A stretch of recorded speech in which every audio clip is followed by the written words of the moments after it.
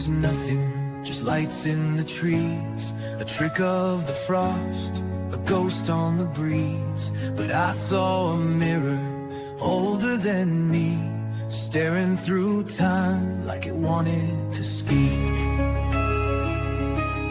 The forest went silent, the world held its breath. Something was watching beyond life and death. We stepped through the green, boots breaking the seal, not chasing a light, but something too real. I came back with salt on my skin, my mind split wide where the storm got in. They call it a test, but I know the deal. History blinks beneath the green veil.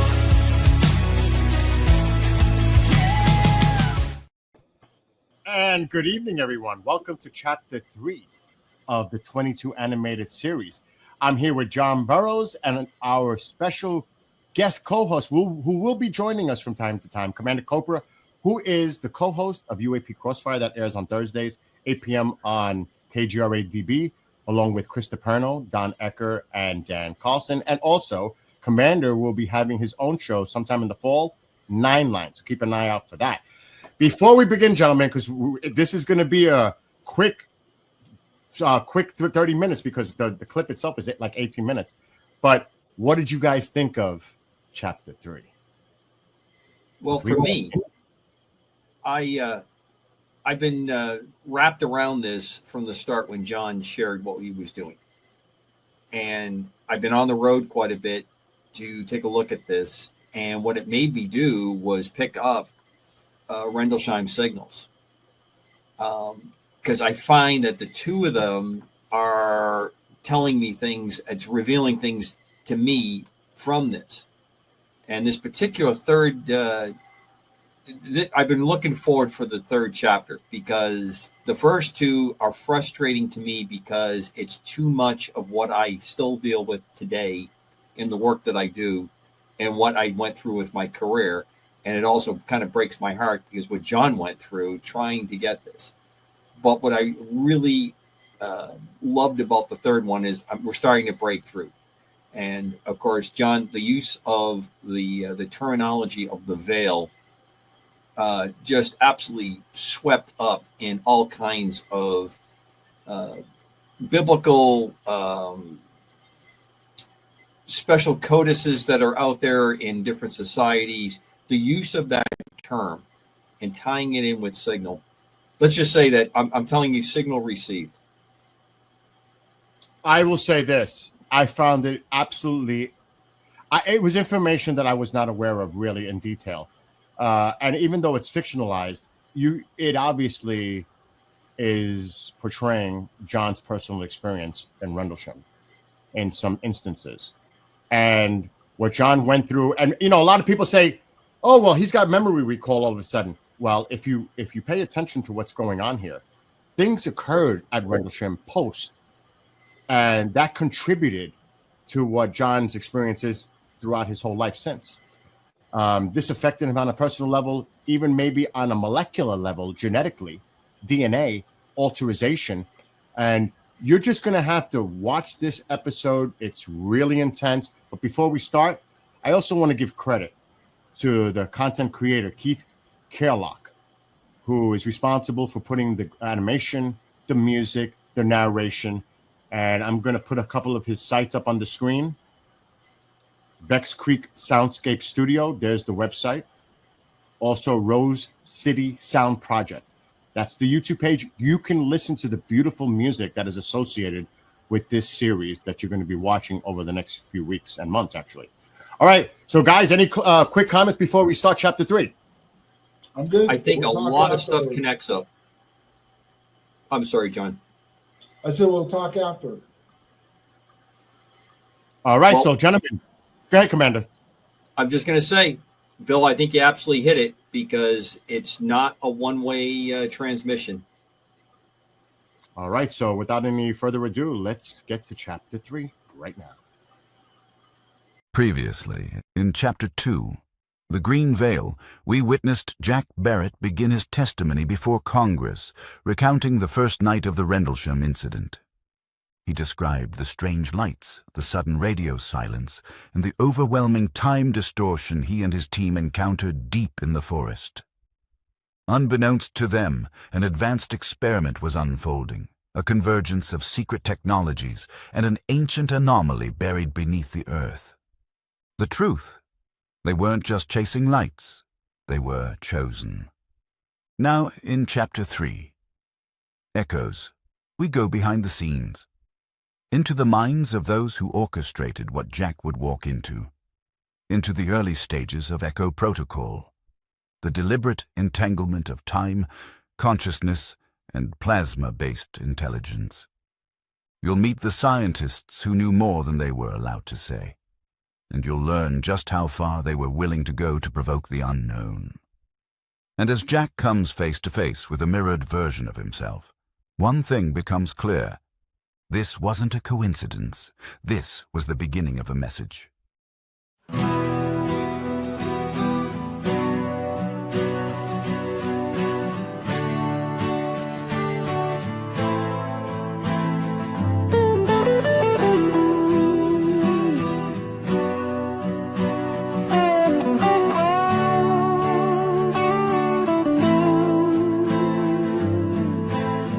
Beneath the black horizon, where time forgets to turn, a spark was drawn from silence, and frost began to burn. Footsteps in the static, shadows split the dawn. They walked into the breach and something else walked on. We didn't stumble through the dark, we followed voices from the spark. A signal called, we stepped inside, not just a gate but a fault line wide.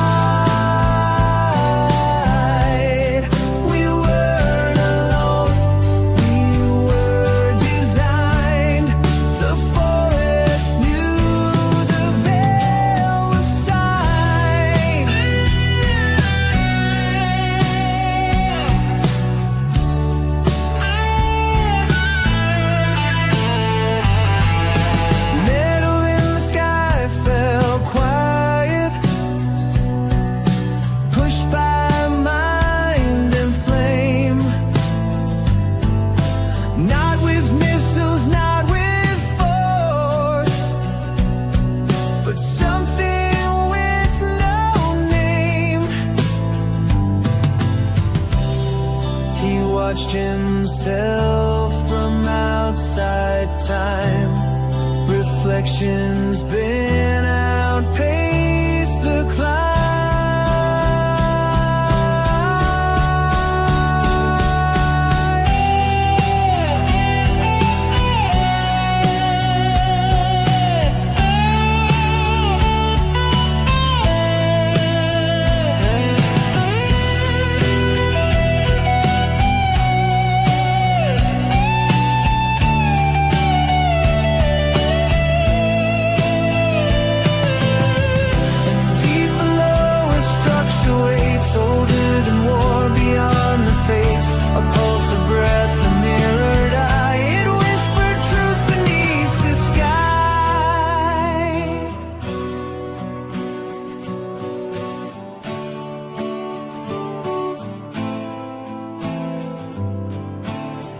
We didn't stumble through the dark, we were invited from the start.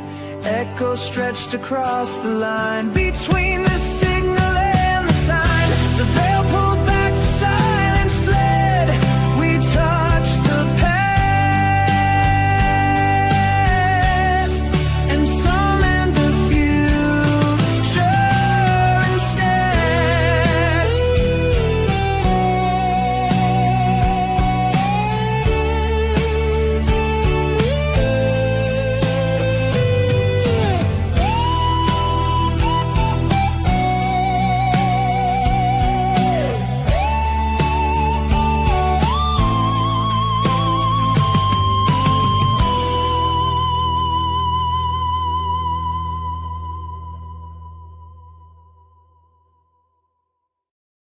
December 25th, 1980, East Anglia, England. Dr. Elias Voss lit a cigarette on a cliff edge near Orford Ness, the North Sea wind slicing through his coat. His eyes scanned the dark horizon, not for weather, not for waves, but for resonance. He wasn't just here as a physicist. He was a guardian of the unexplainable. Behind him, Christopher Pike, an astrophysicist working on an officially funded plasma physics project during the time of the Rendlesham incident, arrived late, stumbling through documents and bags. He'd been summoned 2 days before Christmas with no brief, only a name, Echo Protocol. Pike had previously focused on ball lightning, natural plasma glows, earth lights, and similar phenomena. Plasmas are electrified gas in which the atoms have been split into positively charged nuclei and negatively charged electrons. If you pump energy into a gas, it creates a plasma. He somehow became embroiled in scientific investigations in Suffolk in late December 1980, unaware at the time that a UAP incident was developing. What he thought was a physics investigation was dangerously overlapping into the murky world of ufology. The Berwyn incident connection. Pike had studied UAP plasma cases before, including the mysterious Berwyn Mountains incident in Wales. A night of fireballs, ground tremors, and a metallic object retrieved under military secrecy. But this was more structured, more intentional. Martlesham Heath, SCIF briefing. Pike was taken into a SCIF beneath RAF Martlesham Heath, where Voss, NSA observers, and MOD DI-55 analysts convened. They weren't chasing UAPs. They were preparing to stage one. The operation: use a directed atmospheric burst to bring down a Soviet Zenit 6U satellite, then observe how the anomaly interacted with the surrounding fields. Operation Echo Protocol. On the early morning of December the 26th, 1980, 0200, a coordinated effort was launched. A classified radar array, retrofitted with pulse compression technology and integrated with a modular phased array emitter system, focused on the predicted re-entry window of the Soviet Zenit 6U reconnaissance satellite. At precisely 2 a.m., the system released a concentrated beam of terahertz radiation interlaced with ELF, extremely low frequency, harmonic waves. This energy, focused like a lens through the misty upper layers of the troposphere, destabilized the satellite's orbital integrity. Unbeknownst to most involved, a secondary component had also been activated, a human one. Voss and Pike had been working with a classified Department of Defense contractor to test the effects of directed cognitive influence, psionics, on signal-reactive plasma environments. A test subject, remotely monitored and emotionally amplified through a psychoacoustic induction system, was present at the moment of satellite destabilization. The combined waveform, both technological and conscious, triggered a resonance collapse, resulting in the satellite's systems catastrophically failing. It was not just shot down, it was pulled down. 3 goals: bring down the satellite quietly, stage a cover phenomenon in Rendlesham, study the anomaly's temporal reaction. "We're not testing technology," Voss said. "We're testing reality." Back at RAF Woodbridge, Jack Barrett, 21, was restless. His instincts screamed. He felt the shift before it happened. The air warped, the forest lit with light that wasn't from stars. He stepped toward it. He didn't know he was stepping into the center of an experiment. He only knew he had to go. Classified testimony. Present day. Back in the present, inside a closed-door hearing, Jack stared into a panel of stunned officials. The object wasn't Russian. It wasn't alien. It was aware. He paused. And I wasn't the first. But I may have been the first to survive it. The mind fracture. When Jack woke in the infirmary at RAF Bentwaters, his bones felt like they were vibrating. The lights were too bright, but the shadows beneath them too slow. Dr. Elias Voss stood at his bedside. No clipboard, no small talk. "I'm not your physician," he said, "but I am your analyst." Jack stared at him. "Why do I feel like I'm still in it?" Voss looked over his shoulder as if someone might be listening. "Because you are." He paused. "You're carrying the harmonic residue." Voss handed Jack a small Polaroid, one of the classified photos recovered near Capel Green. At first glance, it was just a blur of mist and light. But behind the anomaly, faintly visible through the trees, was Jack. And behind Jack, another figure, identical stance, identical uniform, face obscured. Jack whispered, "That's not possible." Voss sat down. "We think your consciousness bifurcated." Dr. Elias Voss, internal memo. Restricted circulation, subject, neural displacement and signal trace. Barrett anomaly. Barrett exhibits symptoms of entangled awareness. He is reporting memories that have not yet occurred. Time exposure appears to have fractured his cognitive mirror. His body remains here. His mind may not. Echo Protocol Debrief, Entry Number 7, Audio Redacted, RAF Martlesham Heath, Temporary Black Trace Facility. Voss and Pike sat in a dim analysis chamber, reviewing telemetry from the forest. "Rewind 12 seconds, Voss said. Pike tapped the console. The infrared recording slowed, revealing the moment Jack entered the light. "There," Voss whispered. "Do you see it?" A brief pulse, too brief to register as visual, flickered across the screen. Then a shadow peeled away from Jack's form. It moved in reverse, like a film unspooling backwards. A mirror walking away from its subject. The Russian intercept. On December 26, 1980, a GRU signals unit outside Kaliningrad intercepted a narrow band frequency pulsed from East Anglia. The message was encrypted using a Cold War-era protocol not in service since 1974. The content was a single phrase, repeated 3 times. Echo Protocol is active. The intercept reached Soviet High Command within 4 hours. Their response? Escalate orbital surveillance. Within 72 hours, a reconnaissance satellite passed over Capel Green. It captured something moving beneath the frost line. It wasn't natural. It wasn't alone. The underground structure. Back at Martlesham Heath, excavation had already begun. A buried structure was discovered 200 feet beneath Capel Green. Not ruins, not rock, machined alloy, precision carved, pre-atomic. Pike stood at the edge of the borehole. "This thing's older than the Cold War," he said. "Maybe older than war." Voss ran his hand over a hexagonal interface, still warm to the touch. "It's emitting a biosignal." Jack approached the edge, and the structure pulsed. A ring of light shimmered across the interface, matching his breathing. Then he heard it, a voice, inside his skull. "You're already inside." Mind Space Log. Christopher Pike. Entry redacted. Date, December 26, 1980.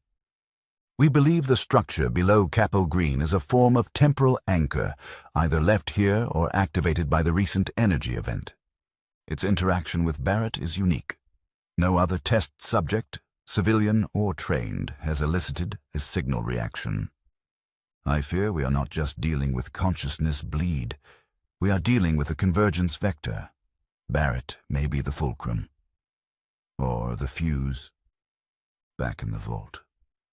Jack sat motionless.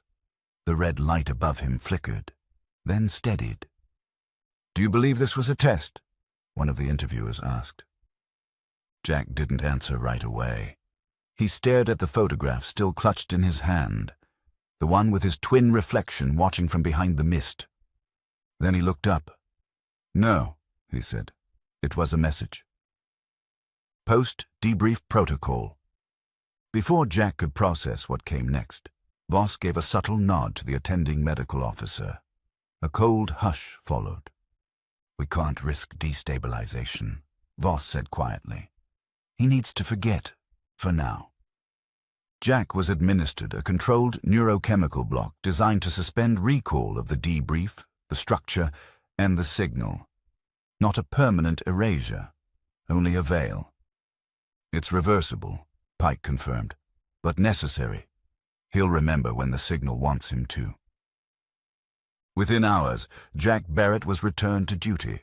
No memory of the testimony, no knowledge of what was buried beneath Capel Green.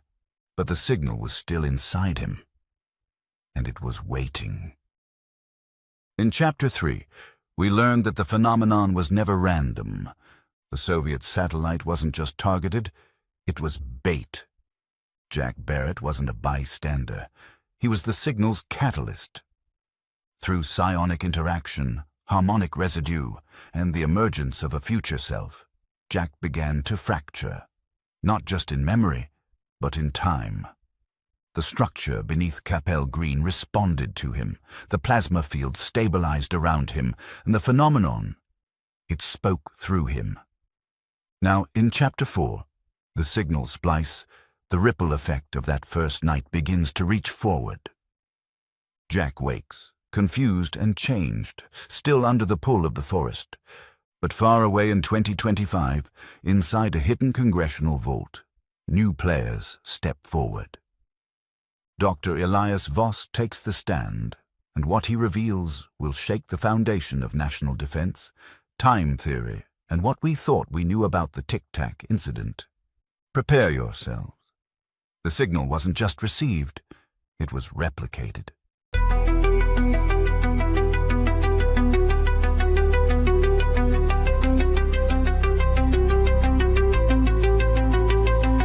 Through the silence of time, I walked alone, but the stars knew my name in undertone. From Rendlesham woods to Saturn skies, I carry the echo, I lived the why. It wasn't the end, it was unfolding. Not contact made, but truth beholding.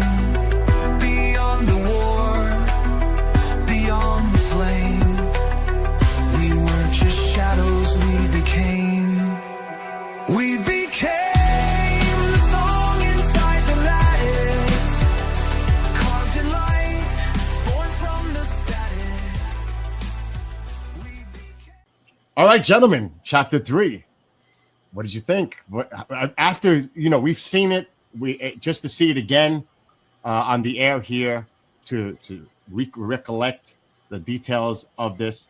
John, Commander, I'll go to you first. What was some of the thoughts on some of the takes on Chapter 3? So tying in what you started out your earlier remarks when we started the show,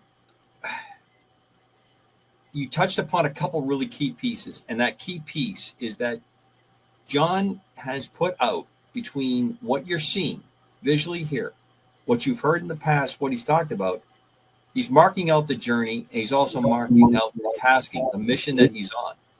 And again, I am absolutely awestruck that you guys would even call me in to be part of this. I've enjoyed a very, very special friendship with both of you. And John, you've been nothing but a great friend on this. And I am understanding more now on this because I think you are able to now put it into intelligent understanding that, someone that's got a fairly smooth brain like myself can understand it and share in it. And then I am relating it to other things. And one of those things that came to me after this show when I watched it and getting ready for this was the event that I talk about that I haven't been sure about. And now I'm starting to get better understanding of what had happened in that. Nothing in the scale or the league of what you experienced and what you've gone through for basically 4 decades. John, any response to Commander about that? Well, okay. the first three parts show exactly how a real hearing would take place. And what I mean by that is if they're serious, I don't agree with it, but it would have to go behind closed doors. And there's just a look at what would take place if it went behind closed doors with the scientists that would get called in, the people that would talk about what really happened, and opening up because people that were involved in incidents, I think Commander knows what I'm saying. Sure. Just because I'm involved in an incident doesn't mean I have permission, even under the Whistleblower Act, to talk about it. It has to be done a certain way. You have to get subpoenaed. You have to get the people that ran the programs permission to talk about it if you're following properly under exposure. You can go to people in Congress and stuff and say I have an issue, but you can't do like what Snowden did. You can't make it publicly when it involves classified. Even though that may be the way you have to do it to get people to listen, you can't technically, you have to bring it to the appropriate people, including Inspector General's office and stuff. And then it would go behind closed doors. And then technically the way it's supposed to work is Congress would then do hearings on it, and then that would evolve from there. And one of the interesting things that I'm still currently going on with, Commander, you're going to find, you know what the Office of Net Assessment is, right? Absolutely. You know, it just got disbanded, right? Correct. Right. Well, I've got FOIA in with them right now.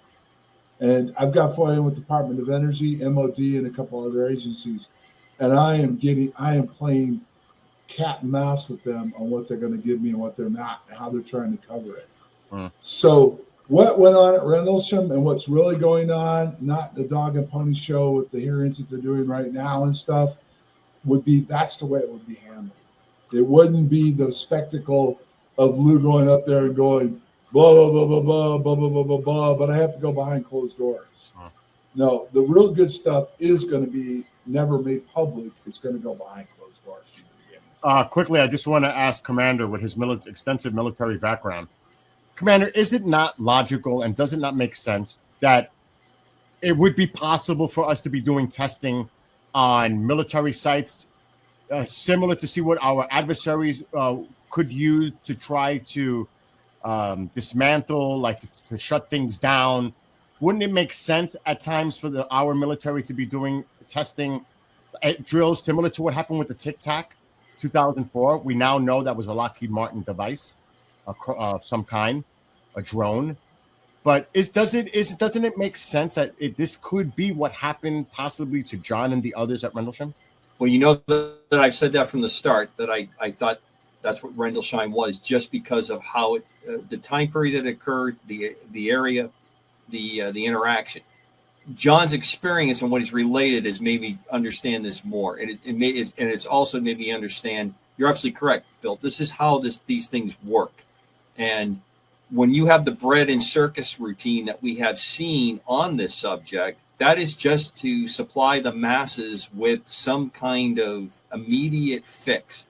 And I would love that we could talk more about where we are, where we're swiping in our phones, and we only have about maybe 5 minutes worth of attention, and we look at how many minutes it's telling us it's going to take us to read a story. So that's being used against us. And this is how you do this kind of breakdown.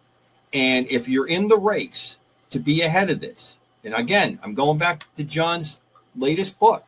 If you're in the race on this, then you have to be doing these things faster than your opponent is. And whatever that is, if it's reverse engineering, if it's a breakthrough that's come in, and all you have to go to historically is look what happened during the Manhattan Project. It's probably the best die to look when you're analyzing how huge war going on, everything that's being mobilized, but a breakaway technology was being developed in that conflict. Everything that we had in this country was being generated towards a war effort to fight conventionally. And I think this is what John has really brought to bear. We are in that same place now, and the breakaway technologies are things that we are not expecting or understanding to be the same. We think we're talking about a faster jet. We think we're talking about And I'm sure that those technologies are being pursued. There's a lot of reasons I think you still do that from an economic standpoint, if nothing else. But the breakout is here and it's happening. And the kinds of public demonstrations are just silly. So Well- I totally agree. Go ahead, John. Well, here's the thing, and I think you know where I'm going with this, Commander. The phenomenon, John Alexander called it the trickster, right? Right. And I always wondered why he did that. Now I understand. This is all being used in countermeasures, plus the ability to cut through space and time. And what happened to us was part of what we were doing, but there is a real phenomenon there. Absolutely. And they're aware of it not only in Rendlesham but in other areas of the world. And they've devoted a lot of time and study and effort to understand how it can be utilized as a weapon. And John, let me ask you this question real quick.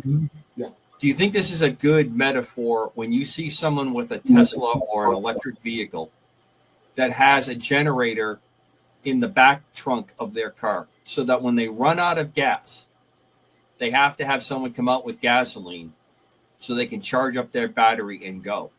I think we're at that stage in much of this technology that we have advances that we don't fully control, we don't fully understand, and are looking how they can hybrid it onto existing technologies, to existing capabilities. Well, the other issue is computing power.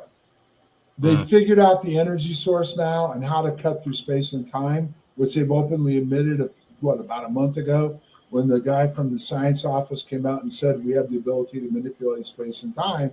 Right. But they have the problem with computing problems, but that's the quantum that's come online now. Right.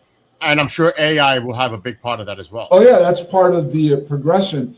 But everybody thinks AI just showed up. In the civilian world, it did, but the military's been utilizing it a lot longer. So. Well, gentlemen, unfortunately, we're done. So everyone, make sure to tune in every week, Thursdays, 5:30 to 6 p.m. Eastern, on all the KGRA DB platforms, whether it's video or audio. And also on Saturdays at 8 p.m. Eastern, we do a special review and preview of chapters. And from time to time, we will be honored to have Commander Cobra join us for the next few months. So I hope everybody enjoyed tonight, chapter 3, and we look forward to seeing you again next week. So till then, everybody have a great night, and we'll see you next week.